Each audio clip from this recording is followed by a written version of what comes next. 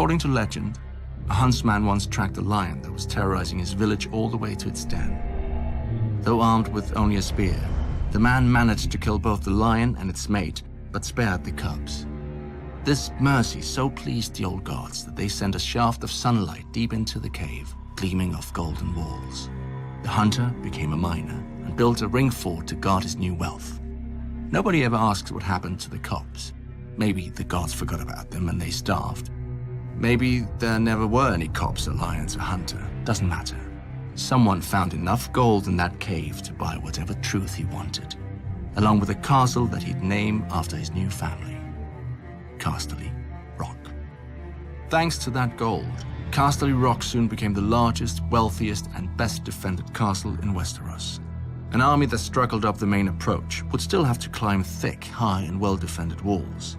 Should they choose instead to lay siege, the sea helpfully carved a massive cave beneath the castle, which over time became a private port complete with docks, wharves, and shipyards. And so, to this day, even with all the gold in Westeros to tempt invaders, Casterly Rock has never fallen. At least, not in battle. The castle is sadly all that remains of its namesake family, the Casterlys. According to another legend, my ancestor, Lan the Clever, swindled the castle from them. The most common story is that he found a hidden cleft in the rock and snuck into the castle. At night, he whispered threats into sleeping ears, howled in the darkness, planted one brother's treasures in the room of another, and so forth. By the end of his games, the Casterlys believed a demon was haunting their home and fled. My brother prefers a different version. Lan the Clever did find a secret entrance into the rock, but used it to have his way with the Casterly maidens.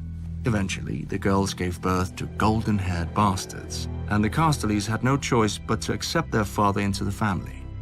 In gratitude, he changed the family name to honor himself, and House Lannister was born. The Casterlys used the gold of the rock to become lords. The Lannisters became kings. For thousands of years, the Kingdom of the Rock ruled the Westerlands. When the Ironborn became a nuisance, my ancestors sailed to the Iron Islands and returned with 100 Ironborn hostages, promising to hang one from the rock every time the Ironborn dared raid our shores. The Ironborn stayed away, well, after 20 or so.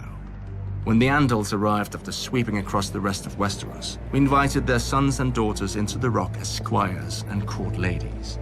I don't think we ever had to hang any of them. Finally, Aegon the Conqueror defeated us on the Field of Fire, and my ancestor knelt. Still, little changed but titles and taxes. For when Visenya Targaryen saw the rock, she gave thanks that my ancestor had met Aegon on the field. Even Dragonflame would have washed over the castle like the waves and left just as much a mark. But now the mines are dry, and Casterly Rock is just that, a rock. Our gold has passed into legend just like the merciful huntsman and Lan the Clever, as will our family if we lose this war. Unlike the Casterlys, however, we won't even have a castle to remember our name.